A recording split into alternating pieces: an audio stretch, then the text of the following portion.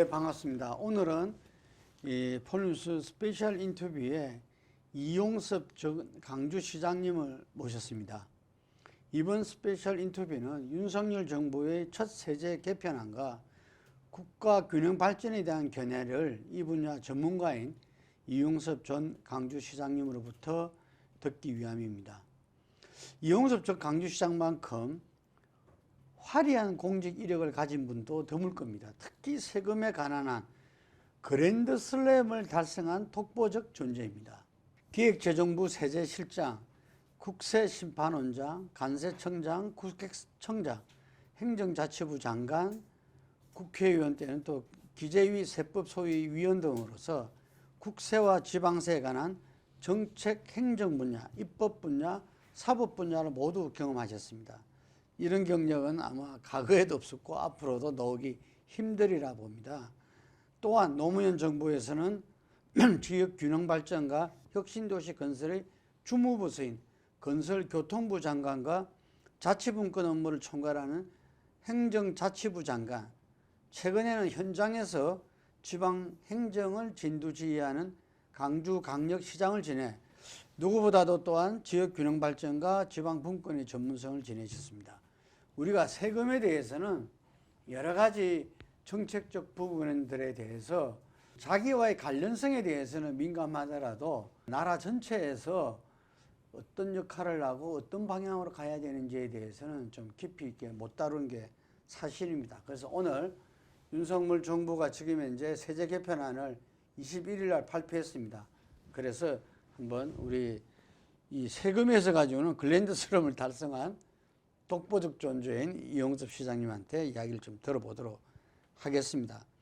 경제위기 대책으로 법인세와 종부세 완화의 감세 정책을 추진하겠다고 밝혔습니다. 이 언론에서는 MB식 부자 감세를 다시 표방하는 거 아니냐 이런 이야기도 나왔거든요. 어떻게 보셨습니까? 네, 이번 윤석열 정부 첫 번째 세제 개편안의 키워드는 한마디로 지금 얘기한 것처럼 감세입니다. 그리고 조세 개혁보다는 안정을 선택했고 공평보다는 효율을 선택했습니다. 코로나19 이후에 경기 침체로 인해서 기업도 중산서민도 많이 어렵습니다. 그래서 이번에 윤석열 정부가 조세 정책의 기본 방향을 경제 활력 회복과 민생 안정에 둔 것은 바람직한 판단이라고 생각을 합니다. 그리고 또 근로소득자의 세금을 감면하고 또 중소기업이랄지 이런 중산층에 대해서 세금을 감면하고 일부 복잡한 세제를 간소화한 것은 평가할 만합니다.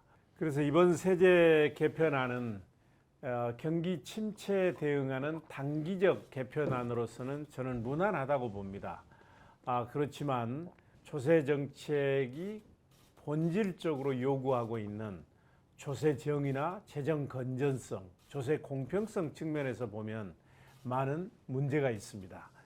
우선 첫 번째는 이번이 이제 첫 번째 세제 개편안이기 때문에 앞으로 윤석열 정부가 조세 정책을 어떻게 이끌어 나갈 것인지, 앞으로 조세 부담률은 어느 정도 수준으로 올릴 것인지, 그리고 여러 가지 국채랄지 재정 적자에 대한 큰 그림과 비전을 제시해야 되는데 이런 부분에 대한 언급이 없습니다. 그래서 예측성이나 일관성 측면에서 문제가 있어 보입니다. 그러니까 지금 말씀하신 걸 들어보면은 경제 활력 제고와 민생 안정 부분에서는 불가피한 선택이었다. 예. 하지만 큰 그림에서 재정이 새 정부가 어떤 방향으로 가야 되는 건지 본질적 기능에 대해서는 상당히 좀 이렇게 약하다. 아쉬운 점이 많다 이런 이야기잖아요. 그래서 좀 지켜봐야 된다는 이야기를 하셨고. 그리고 그래서 이번에 이제 그 부자 감세가 경기 회복을 위한 일회성, 단발성 개편인지 안 그러면 앞으로 5년 임기 내에 지속되는 정책인지 현재로서는 판단하기 어렵습니다. 그러나 잘 아시는 것처럼 부자 감세는 경기 회복에 대한 효과는 매우 약하면서 재정 건전성과 조세 공평성을 결정적으로 저해하는 그런 효과가 있기 때문에 바람직스럽지 않고, 그래서 윤석열 정부가 이 부자 감세 정책을 지속하는 것은 매우 위험스럽고 그러한 길을 가지 않기를 저는 바라고 있습니다. 부자 감세의 낙수 효과는 이미 증명된 거 아닙니까? 그렇습니다. 2008년도에 이명박 정부에서 무리할 정도로 감세 정책을 펼쳤지만 그 감소로 인해서 고용이나 투자가 늘고 그래서 그게 다시 소비나 성장으로 이어지는 그런 낙수 효과는 발생하지 않았습니다. 그래서 오히려 여유 있는 계층으로부터 세금을 걷어서 정부가 그 돈을 가지고 꼭 필요한 부분에 재정 지출을 통해서 지출하는 것이 이 경기 조절 기능에 보다 효과적이기 때문에 세금은 공평하게 걷는 데 충실하고 재정 지출 쪽에서 그 역할을 하는 게 더 바람직스럽다고 생각이 듭니다. 그랬을 때 시장이 바라봤을 때 현 새 정부에 바라는 3대 조세 정책 방향은 어떤 걸 짚을 수 있을까요? 제가 그 국세청장 할 때 인사청문회가 처음 도입이 됐어요. 그때 제가 표현했던 게 세금이 바로 서야 나라가 바로 선다 하는 얘기를 했습니다. 이 조세 정책은 인기 위주로 흐르게 되면 매우 위험합니다. 조세 정책은 고도간 길을 가야 됩니다. 그래서 저는 조세 정책은 세 가지가 매우 중요하다고 생각을 합니다. 우선 첫 번째는 나라 살림을 뒷받침할 수 있어야 됩니다. 특히 우리나라와 같은 소규모 개방 경제 하에서는 대변수, 외국으로부터 밀려오는 크고 작은 충격에 매우 취약합니다. 이런 외부 충격을 견뎌낼 수 있는 안전장치가 재정 건전성입니다. 우리가 IMF 예환 위기와 그리고 세계 금융 위기와 같은 이런 위기들을 슬기롭게 빠르게 극복할 수 있었던 것도 따지고 보면은 국가가 공적 자금을 투입한다든지 이 정부가 많은 역할을 할 수 있도록 재정이 뒷받침해 줬기 때문에 가능했습니다. 그렇기 때문에 무엇보다도 재정은 조세 충분성 원칙이 매우 중요합니다. 잘 아시는 것처럼 우리나라의 조세 부담률은 선진국에 비해 아직도 낮은 수준입니다. 2020년 기준으로 한 20% 되는데 OECD 국가의 평균 조세 부담률이 24%보다 높습니다. 이런 상황에서 다른 그 세원 발굴이나 세금을 추가로 징수하겠다는 추가 보완 대책 없이 이번처럼 13조 원의 이상의 세금을 깎는 것은 재정 건전성 측면에서 보면 문제가 있습니다. 그래서 이러한 고액재산가, 대기업, 고소득자 위주의 감세 정책은 지속되는 것은 바람직스럽지 않다 하는 게 첫 번째고요. 두 번째 이제 중요한 것은 조세 정책이 소득 재분배 기능을 할 수 있어야 됩니다. 자본주의와 시장 경제는 우리 인류가 개발한 최고의 시스템이지만 이 제도의 문제점은 부자는 더욱 부자되고 가난한 사람은 더욱 가난한 부익부 빈익빈 양극화를 심화시킨다는 점입니다. 그렇지만 양극화로 인한 갈등과 분열을 해소하지 않고서는 지속될 수가 없습니다. 그런데 있는 계층으로부터 세금을 걷어서 없는 사람들을 위해서 쓰는 재정의 소득 재분배 기능만큼 양극화를 완화시킬 수 있는 좋은 정책이 없습니다. 그런데 있는 계층에 세금을 깎아주게 되면 조세 부담률은 낮아지고 조세의 공평성과 소득 재분배 기능은 약화될 수밖에 없기 때문에 조세 정책을 할 때는 이 원칙을 반드시 가슴에 새겨두어야 합니다. 세 번째는 지금은 노동과 자본과 같은 생산 요소, 세원이 자유롭게 이동되는 그런 시대입니다. 그렇기 때문에 우리나라가 독불장군식으로 우리나라만 높은 세율 체계나 투명하지 못한 세무 행정을 운영하게 되면 전에는 불평만 했지만 지금은 세원이 애국으로 떠나버립니다. 그래서 다른 말로 표현하면 조세의 국제 경쟁력이 매우 중요하다는 얘기입니다. 다른 나라보다 높지 않고 선진 세무 행정을 집행해야 애국인들이 우리나라에 투자할 때 유리한 조세 환경이 조성되는 것입니다. 이런 측면에서 저는 윤석열 정부의 바람직한 조세 정책 방향으로 첫 번째, 재정 건전성을 뒷받침할 수 있어야 된다.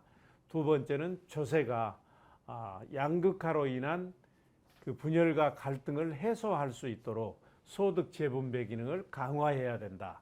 세 번째는 애국과 경쟁할 수 있는 조세의 경쟁력을 높여가야 한다. 이 세 가지를 제시합니다. 시장님, 이 윤 정부는 대기업에 감세해 주는 대신 투자라고 하는데 현재 그 상고 위기가 심각하잖아요. 예. 그럴 때 경영 불안정성이 커지는 상황에서 기업 투자가 가능할까요? 옛날 MB 때도 그렇습니다. 이 부자 감세, 대기업 감세하면서 요청했는데 안 됐지 않습니까? 그렇습니다. 근데 이제 그 대기업이나 부자에 대한 세금을 감면하게 되면 대기업들은 투자를 하고 부자들은 소비를 하게 되면 경제가 살아나서 오히려 세금도 늘어난다. 이 얘기는 감세론자들이 일상적으로 주장하는 논리입니다. 그렇지만 경험에 의하면 이거는 현실성이 없습니다. 왜 그러냐면 지금 대기업들은 돈이 없어서 투자를 안 하는 것이 아니라 유망한 투자처를 발견하지 못하기 때문에 투자를 안 하고 있습니다. 그렇기 때문에 세금을 감면해서 추가로 소득이 늘어난다 하더라도 이걸 투자하지 않고 사내에 유보한다든지 배당을 해버리면 효과가 없어진다는 얘기고요. 부자들의 경우에는 현재도 여유가 있기 때문에 조세가 감면된다고 해서 그만큼 소비가 늘어나지 않습니다. 저축하는 경향이 높습니다. 그렇기 때문에 있는 계층으로부터 적정한 세금을 걷어서 어렵고 힘든 분야, 투자가 필요한 부분에 재정 지출을 통해서 집행하는 것이 훨씬 더 경제 성장이나 그리고 그 부익부 빈익빈 양극화를 해소하는 데 도움이 된다는 것이 일반적인 보편적으로 받아들여지고 있는 논리입니다. 그 이번 감세는 보면 소득세, 법인세, 종합부동산세, 상속 여러 세목에서 폭넓게 이루어지고 있습니다. 이게서 기본 방향은 아까 그 경제 활성화 부분인데 앞으로 지켜봐야 된다 했는데 현재 이렇게 나온 부분들도 사실 국회에서 통과돼야 되는 거 아닙니까? 그렇습니다. 이 세금은 조세법률주의이기 때문에 반드시 국회에서 세법이 통과돼야 실현이 되는 것이고 이번에 이제 발표된 것은 윤석열 정부의 세제 개편안이고 이것이 예산안과 함께 국회에 제출되면 국회에서 충분한 심의를 통해서 세법 개정안이 확정되면 내년 1월부터 시행이 될 것입니다. 이번에 이제 세제 개편안을 보면 약 13조 원의 세금을 감면해주고 있는데 우선 가장 큰 것은 정부가 이제 법인세를 크게 감면을 했습니다. 우선 법인세는 우리나라 최고 세율이 25%인데 이게 선진 국가에 비해서 다소 높은 측면이 있습니다. 그래서 22%로 인하를 했고 과세 표준 구간이 여러 단계로 나누어져 있었는데 지금은 세계적인 추세가 이게 단순화되는 해가는 그런 추세입니다. 그래서 이번에 정부가 법인세율 과세 표준 구간을 단순화하고 세율을 인하한 것은 저는 적정한 세제 개편이라고 생각을 합니다. 근데 이 법인세제 개편으로 인해서 약 한 6조 8천억 원이 감면되는데 중소기업에게 돌아가는 혜택은 2조 4천억 원입니다. 대기업에 이제 돌아가는 혜택이 이보다 2배 정도 되는 한 4조 1천억 원이기 때문에 대기업에게 혜택이 집중된다. 그러면 이 대기업들이 아까 말씀드린 것처럼 이 금액만큼 투자를 늘려서 경기 회복에 도움을 줘야 되는데 사내에 유보한다든지 배당으로 이렇게 가게 되면 감세에 따른 효과가 국민 경제에는 긍정적으로 미치지 못하고 대기업이나 그 주주에게 돌아가는 그런 문제가 있는 것이죠. 근데 종합부동산세 같은 경우도 크게 경감되는데 이 서민들한테는 그 혜택이 돌아가는 게 별로 없는 모양입니다. 종합부동산세는 기본적으로 이제 고액 재산가들, 상대적으로 고액 재산을 가지고 있는 분들만 부담을 하기 때문에 종합부동산세에 대한 감면은 전혀 서민들에게는 돌아갈 수가 없는 것이죠. 근데 그런데 이제 그동안 종합부동산세가 부동산 투기를 억제하기 위한 수단으로 이용되다 보니까 다소 중산층들에게, 그러니까 집만 가지고 있지 현금 소득이 없는데도 세금이 나오면 이걸 이제 납부하는데 많은 어려움이 있었기 때문에 좀 감면이 필요하다 하는 그런 의견이 폭넓게 퍼져 있었던 것은 사실입니다. 그래서 그런 부분을 합리화했다, 이렇게 이제 정부는 얘기를 하고 있습니다만, 이번 세제 개편으로 종합부동산세가 한 1조 7천억 원을 감면을 했는데, 우선 세율도 2019년 수준으로 인하를 했고, 또 기본 공개라 해서 지금은 공시 가격 기준으로 6억 원까지는 공개를 했는데 이걸 9억 원으로 대폭도 올렸습니다. 그리고 세금 부과 반식도 다주택자에 대해서는 중과하는 방식도 이번에 바뀌었습니다. 이렇게 전방위적으로 세금 부담을 완화하다 보니까 종합부동산세가 무료가 됐고, 앞으로 부동산 대책 수단으로 유효한 기능을 매우 하기 어렵게 됐다는 점에서 일부 후퇴했다, 이런 지적도 있습니다. 또 이번 세제 개편으로 종합부동산세가 한 1조 7천억 원이 감면되는데, 이거는 그야말로 서민들에게는 전혀 돌아가지 않는 전형적인 부자 감세다 하는 이런 비판도 받을 수 있을 것입니다. 그리고 이번 세제 개편의 가장 문제 있는 정책이라고 볼 수 있는 게 가업 상속 공제 제도 확대입니다. 예. 이제 조세 감면을 하다 보면 이제 이익을 보는 분도 있고 불이익을 보는 분도 있고, 그렇지만 양면성이 있는데, 저는 이번에 정부가 가업 상속 공제 제도를 대폭 확대했는데, 이거는 조세 공평성 측면에서 매우 문제가 있는 제도라고 생각이 됩니다. 이 제도는 반드시 국회에 가서 저는 충분한 심의를 통해서 시정돼야 된다, 이렇게 말씀을 드리고 싶습니다.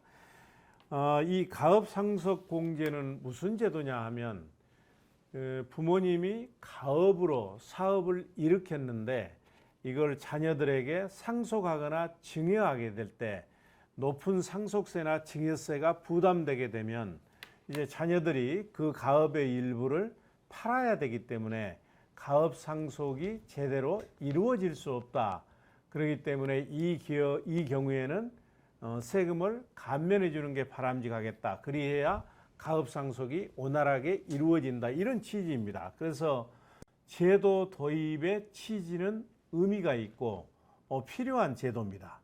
근데 이거는 그 가업을 상속할 때 어려움을 겪는 중소기업에 대해서 적용이 됐어야 되는데, 그동안 경제계에서 계속 확대를 요청하다 보니까 지금은 중소기업은 물론이고 1년 매출액이 4천억 원 미만의 중견기업에까지 확대됐습니다. 그런데 그러다 보니까 세금 없는 부의 대물림을 조장해서 세부담의 형평성을 크게 저해하고 조세 정의를 파괴하는 그런 문제가 있습니다.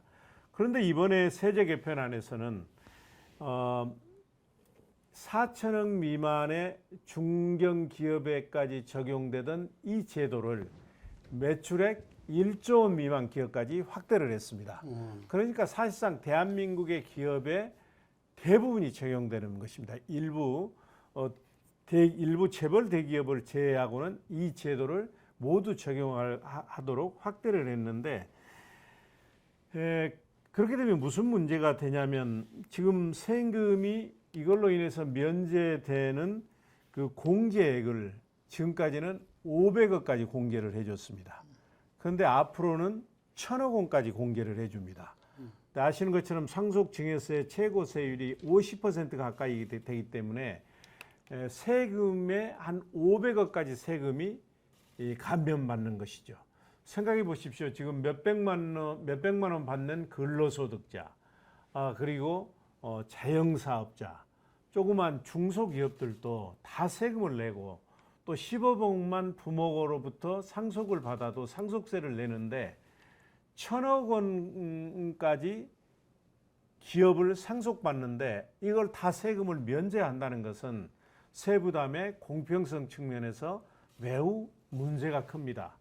그러면 그 정부 안을 주장하는 분들은 이런 얘기를 합니다. 만약 거기에서 과세하게 되면 이 재산이 없는 자녀들이 그 가업의 일부를 팔아야 세금을 낼 수 있기 때문에 그렇게 되면 가업 상속이 제대로 이루어지지 않고 고용도 줄어들 수 있다 이렇게 얘기를 하는데, 그래서 지금 우리 세법에서는 연부연납 제도를 도입을 했습니다. 그러니까 이렇게 가업을 상속받는 경우에는 바로 세금을 내도록 하는 것이 아니고 20년에 걸쳐서 분할해서 납부할 수 있는 제도를 도입하고 있기 때문에 정부나 일부에서 얘기하고 있는 것처럼 가업 상속에 뭐 단절을 가져올 수 있다, 일부 팔아야 된다 하는 그런 문제는 발생되지 않습니다. 이 지금 윤 정부의 이번에 그 조세 정책의 개편안에 대한 이야기를 쭉 듣고 본질적인 문제까지 짚어주셨는데, 이 경제, 행정, 정책 동인 우리 시장님이 보실 때 현재 윤석열 정부가 지금 이 경제 이 위기가 이전에 2008년 IMF보다 심할 수 있다 이런 예측들도 많더라고요. 최우선적으로 해야 할 민생 경제 대책은 무엇이라고 보십니까? 저는 최고의 민생 안정 대책은 일자리 창출이라고 생각을 합니다. 물론 고물가, 그리고 높은 금리, 실업, 그리고 코로나19 여러 가지 시급히 해결해야 될 민생 문제가 많지만 이런 것들은 시간이 지나고 또 일자리 창출이 제대로 이루어지면 함께 해결될 수 있는 문제입니다. 일자리 창출은 최고의 민생 대책이고 복지 정책이고 성장 정책입니다. 일자리는 우리 아이들의 밝은 미래를 열어주고 국민들에게 희망을 줄 수 있습니다. 잘 아시는 것처럼 4차 산업혁명으로 인해서 인공지능 시대가 도래하면서 이제 기존에 있는 일자리가 많이 줄어들고 있습니다. 그렇기 때문에 저는 좋은 일자리를 많이 창출해서 우리 청년들에게 꿈과 희망을 주는 것이 윤석열 정부가 해야 될 가장 중요한 일이라고 생각을 합니다. 특히 이제 우리 청년들의 경우에는 주로 공공부문이랄지 대기업이랄지 이런 안정적인 일자리를 선호하는 경향이 있습니다. 그러나 우리 젊은 청년들이 이런 안정적인 직장만 선호하게 되면 대한민국의 미래가 없습니다. 앞으로 대한민국이 얼마나 발전하고 얼마나 많은 그 일자리를 창출할 수 있느냐는 우리 청년들이 얼마나 창업에 적극적으로 참여하느냐가 매우 중요합니다. 그래서 상상력이 있고 능력이 뛰어난 이런 청년들이 쉽게 창업에서 성공할 수 있도록 정부가 창업 생태계를 만들어주는 것이 매우 중요합니다. 스마트 워크를 통한 업무 혁명으로 미래형 새로운 일자리를 창출해야 된다. 우리는 현재 1만 5천 개에도 미치지 못한 직업의 수를 선진국 수준인 2, 3만 개 수준으로 확대해서 직업 선택권을 강화해 나가야 된다. 이런데 이 선진국하고 우리하고 이렇게 차이가 납니까? 그렇습니다. 우리나라는 일자리의 종류, 직업의 수가 15,000개가 되지가 않습니다. 근데 미국과 같은 선진국은 3만여 개에 이릅니다. 그렇기 때문에 지금 이제 기존에 있는 일자리는 많이 사라지고 새로운 일자들이 많이 생겨나고 있거든요. 그래서 정부가 창직을 많이 만들어내서 젊은 사람들 수요에 맞는 그런 일자리를 많이 만들어야 됩니다. 그러기 위해서는 이제 또 그 새로운 사회 변화에 맞추어서 IT 교육이랄지 AI 교육이랄지 이런 교육을 통해서 인재들을 양성을 해야 되고요. 제가 이제 우리 직전에 강주 광역시장을 했는데 강주를 인공지능 대표 도시로 지금 만들어가고 있습니다. 세계 10위 안에 드는 인공지능 데이터 센터가 강주에 만들어지고 있는데, 그리고 이제 인공지능 기업들이 강주에 약 한 140개 정도가 내려왔습니다. 근데 이분들을 유치할 때 그분들이 저에게 하는 첫 번째 질문이, 시장님, 수도권에 있어서 있어도 인재를 구하기 어려운데 강주에 내려가면 AI 인재를 구할 수 있겠습니까? 이런 질문을 합니다. 이 질문에 대한 해답을 제시하지 못하면 강주는 인공지능 대표 도시로 성공할 수가 없습니다. 그래서 우리 강주에서 인공지능 사관학교를 과학기술정보통신부와 함께 만들었습니다. 그래서 지금 이번에 상기를 모집했는데 2기까지는 180명을 모집을 합니다. 그러면 전국에서 매우 유능한 젊은이들이 지원을 하고 있고, 그리고 그분들은 수업료도 없고 숙식도 제공하고, 그리해서 이제 거기서 6개월 과정을 마치게 되면 이제 인공지능 기업에 이렇게 취업도 하고, 그래서 인공지능 기업들이 이 새로운 업무에 도전할 수 있는 뒷받침을 하고 있습니다. 이런 일들을 정부가 나서서 해 주어야 되는 것이죠.